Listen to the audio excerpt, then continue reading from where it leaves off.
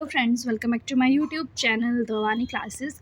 एचपीटेट preparation series की इस video में मैं आपके लिए लेकर आई हूँ केमिस्ट्री के कुछ बहुत ही इंपॉर्टेंट क्वेश्चंस जो आपको हर पेपर में पूछे जाते हैं। ठीक है, मैक्सिमम ऐसे क्वेश्चंस हैं जो आपको बार बार एग्जाम में पूछे जाते हैं।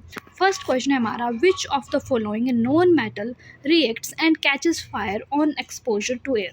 इनमें से कौन सा ऐसा नॉन मेटल है जो एयर के साथ रिएक्ट करेगा और आग पकड़ लेगा? फॉस्फोरस, सल्फर, सोडियम और नाइट्रोजन। ओके, तो इसमें से फॉस्फोरस नॉन मेटल है जो आग पकड़ लेता है जब एयर के साथ ही कांटेक्ट में आए, तो इसलिए जो फॉस्फोरस है इसको हमें स्टोर करके रखना पड़ता है वाटर में। ओके, ताकि ये जो एटमॉस्फेरिक ऑक्सीजन है उसके साथ कांटेक्ट में नहीं आए। एंड जो फॉस्फोरस होता है उसकी भी अलग अलग फॉर्म्स हैं, जैसे वाइट फॉस्फोरस है, रेड फॉस्फोरस और ब्लैक फॉस्फोरस है। नेक्स्ट क्वेश्चन है हमारे पास, which of the following reacts with cold water vigorously. कौन सा ऐसा है जो कोल्ड वाटर के साथ रिएक्ट करेगा? तो ये है हमारे पास सोडियम।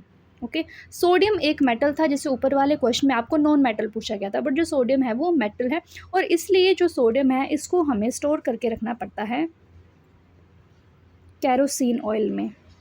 ओके, फॉस्फोरस को हम स्टोर करके रखते हैं वाटर में और जो सोडियम है इसको हमें स्टोर करके रखना पड़ता है कैरोसिन ऑयल में। Next question, the plastic that is used to coat uniform of fireman to make them fire proof. कौन सा प्लास्टिक है जिसका यूज़ किया जाता है जो फायरमैन होते हैं उनकी यूनिफॉर्म को बनाने के लिए, ताकि वो फायर प्रूफ हो सके, उनमें आग नहीं लगे? ऑप्शंस हैं पीवीसी, मेलामाइन, पेट या फिर टेफ्लॉन। तो ये यूज़ किया जाता है मेलामाइन का, और जो मेलामाइन है वो एक तरह का थर्मोसेटिंग प्लास्टिक है। क्या है?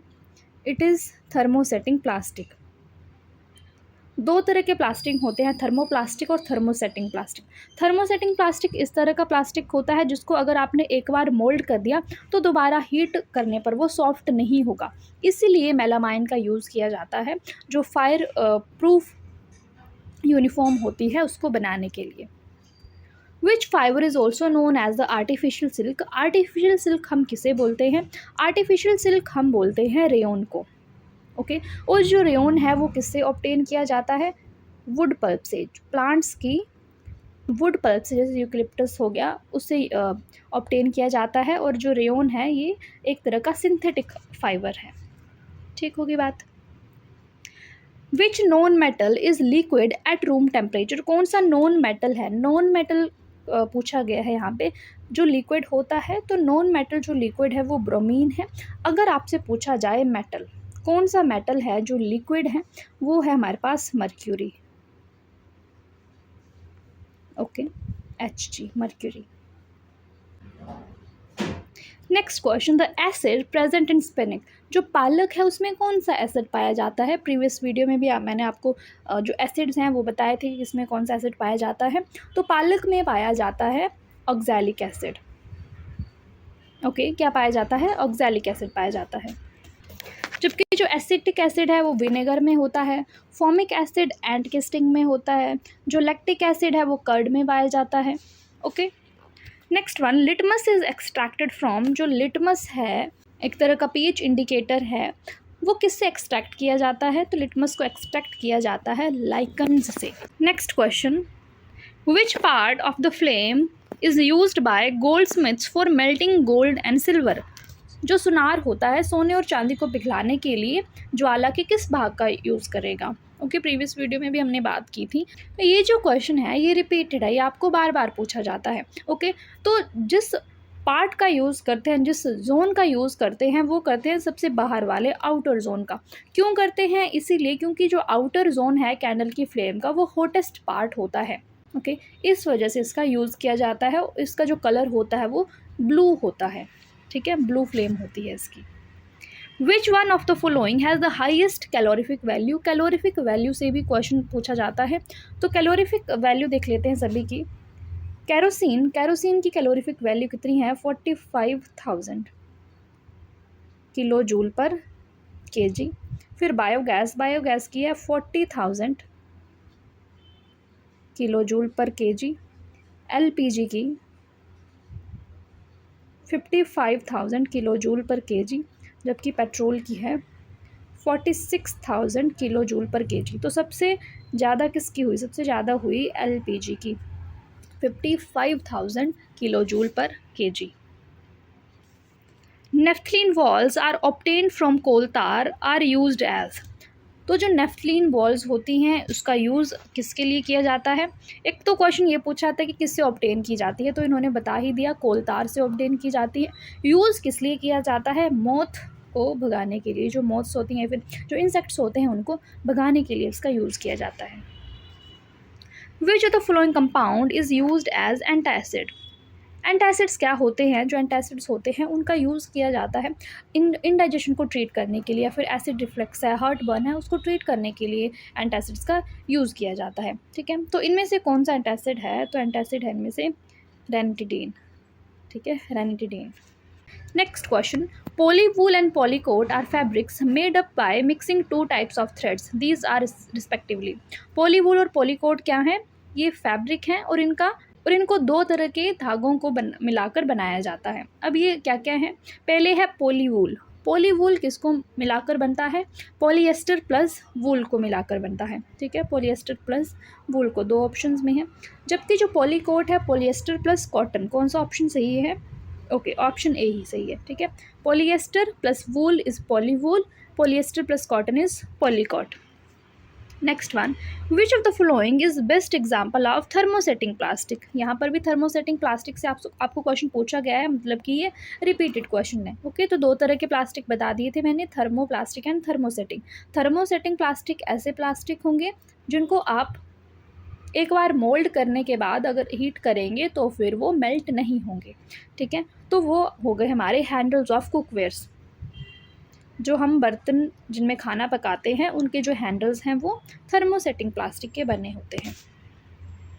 What happen when a solution of an acid is mixed with solution of base in a test tube? क्या होगा जब आप एसिड के सोल्यूशन को बेस के सोल्यूशन के साथ मिक्स करेंगे, तब क्या होगा?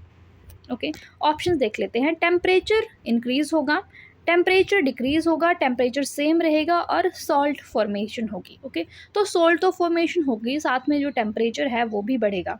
Okay, temperature increases and salt formation takes place, first and fourth. Okay, option D हमारा सही हो जाएगा यहाँ पर।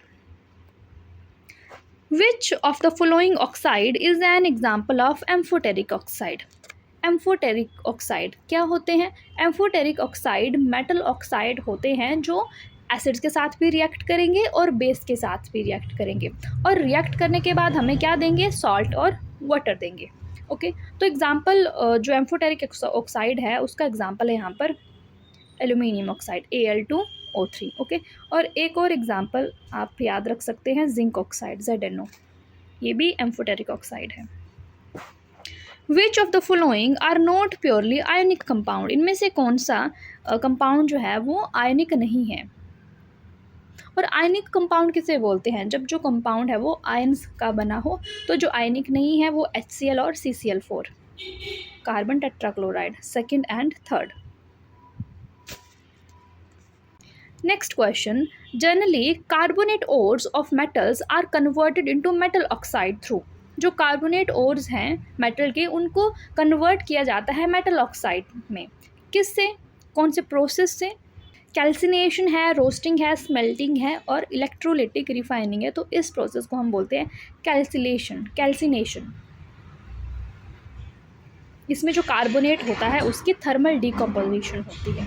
ओके, फिर है हमारे पास रोस्टिंग क्या होती है? रोस्टिंग में जो ओर है उसको हीट किया जाता है उसके मेल्टिंग पॉइंट से कम डिग्री पर। ओके, और किसकी प्रेजेंस में? एयर या फिर ऑक्सीजन की प्रेजेंस में।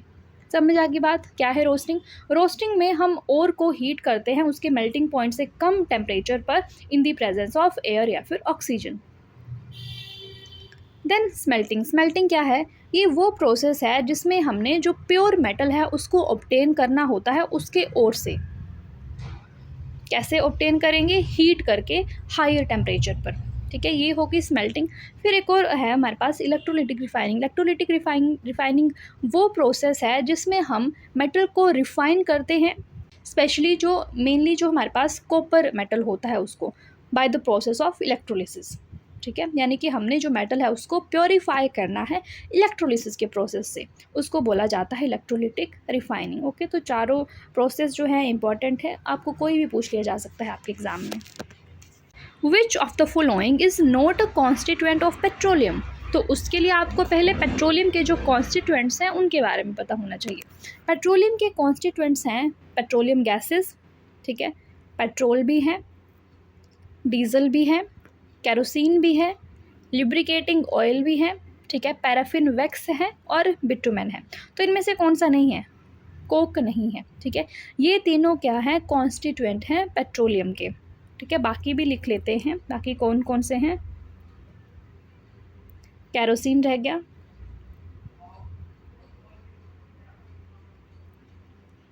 पैराफिन वैक्स, डीजल और पेट्रोलियम गैसेस, ठीक है। ये सारे कॉन्स्टिट्यूएंट है पेट्रोलियम की, तो ये आप लिख लो। और जो नहीं है वो है Coke. Okay, which part of candle flame is hottest part and has highest temperature? अभी पीछे पड़ा, ठीक है। इस क्वेश्चन का आंसर आप बताएंगे। क्वेश्चन नंबर 134 का आंसर आप लोग कमेंट सेक्शन में कमेंट करके बताएंगे, ठीक है। कैंडल फ्लेम का कौन सा पार्ट जो है वो हॉटेस्ट होता है और उसका टेम्परेचर जो है वो सबसे ज़्यादा होता है। चलिए अगला प्रश्न देख लेते हैं हम। Water placed in a beaker over flame become uniformly hot due to which process? अगर आप पानी से भरा बीकर है उसको आप फ्लेम में रखते हैं तो वो धीरे धीरे पूरा जो पानी है वो गर्म होने लगता है, ठीक है, एक समान रूप से। अब ये जो प्रोसेस है पानी के गर्म होने का, इसको हम क्या बोलेंगे? कंडक्शन, रेडिएशन, कन्वेक्शन या फिर नन ऑफ दीज। इसको हम बोलते हैं कन्वेक्शन। क्या बोलते हैं? कन्वेक्शन बोलते हैं। कन्वेक्शन क्या होती है? It is the transfer of heat with in liquid, ठीक है। लिक्विड में हीट का ट्रांसफ़र होना इज़ नोन एज कन्वेक्शन। फिर कंडक्शन है। कंडक्शन क्या होती है? कंडक्शन में भी हीट ट्रांसफ़र होती है but between objects by direct contact, ठीक है। डायरेक्ट कॉन्टैक्ट से जो हीट ट्रांसफ़र है वो होती है by the process of conduction. Radiation में क्या होता है? रेडिएशन में भी हीट ट्रांसफ़र होती है but through electromagnetic waves without involving any kind of particles, ठीक है जी। तो समझ आ गए तीनों प्रोसेस। इसका आंसर क्या हो गया हमारे पास? कन्वेक्शन हो गया, संवहन इसको हम बोलते हैं। Next question, when we add 5 drops of china rose indicator to lemon juice, colour of lemon juice will become. अब जो चाइना रोज क्या है? एक इंडिकेटर है, इसको हमने डाल दिया लेमन जूस में। अब लेमन जूस क्या है? एसिड है, ठीक है। तो इस इंडिकेटर को हमने एसिड में डाल दिया तो उसका कलर कैसा चेंज हो जाएगा? इसका कलर चेंज हो जाएगा डार्क पिंक में। क्लियर होगी बात? अगर हमने इसको किसी बेस में डाला होता, किसी बेस में डाला होता जैसे साबुन का सॉल्यूशन है, तो इसका कलर कैसा हो जाता? ग्रीन कलर हो जाता, ठीक है। फिर उससे हमें पता चल जाएगा कि जो एसिड है वो हमें डार्क पिंक देता है चाइना रोज के साथ, और जो बेस है वो ग्रीन कलर देता है चाइना रोज के साथ। क्लियर होगी बात? Next question, which of the following molecule has atomicity of 4? Atomicity 4 किसकी है इनमें से, ठीक है। अब एटॉमिसिटी कैसे कैलकुलेट करते हैं हम? जैसे हमारे पास है वाटर H2O, H2O में 2 हाइड्रोजन है, ठीक है, 2 हाइड्रोजन है प्लस ऑक्सीजन कितनी है? 1 है, तो इसकी एटॉमिसिटी कितनी होगी? 3 होगी। NH4 में 1 नाइट्रोजन है और 3 कितने हैं? हाइड्रोजन, तो इसकी एटॉमिसिटी 4 होगी। CH4 में 1 कार्बन है प्लस 4 हाइड्रोजन है, 5। CO2 में 1 कार्बन प्लस 2 ऑक्सीजन, 3। तो 4 किसकी है? 4 है हमारे पास NH3 की। तो कौन सा ऑप्शन सही हो गया? ऑप्शन बी हमारा सही हो गया। चलिए अगला प्रश्न देखते हैं, प्रश्न number 138। Which of the following statement is not true about atoms? Atoms के बारे में कौन सी जो स्टेटमेंट है वो सही नहीं है? Atoms are not able to exist independently, okay. दूसरा, atoms are basic units from which molecules and ions are formed, okay. Atoms are always neutral in nature, ठीक है। Atoms aggregate in large number to form matter that we can feel, see and touch. तो कौन सा आपको सही लग रहा है? सेकंड वाला भी सही है, बेसिक यूनिट्स हैं, ठीक है, ये भी सही है, ये भी सही है। जो गलत है वो ये है, atoms are not able to exist independently, क्योंकि जो एटम्स होते हैं नोबल गैसेस के वो इंडिपेंडेंटली भी एग्जिस्ट करते हैं।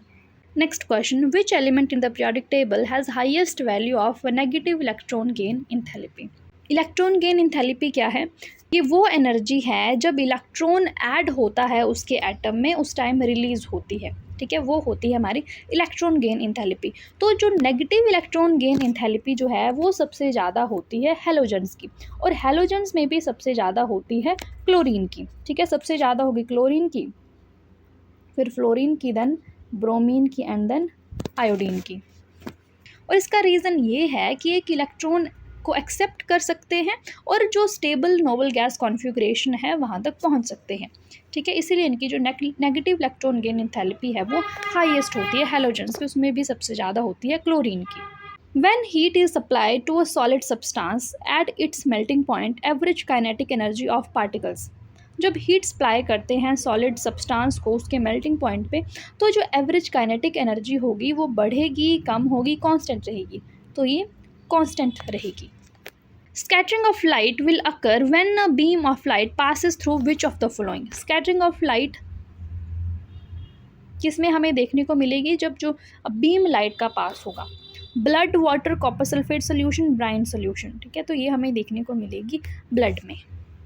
Next question, formula of quick lime and limestone are respectively. Quick lime का क्या फॉर्मूला होता है? CaO, ओके, क्या फॉर्मूला होता है? CaO।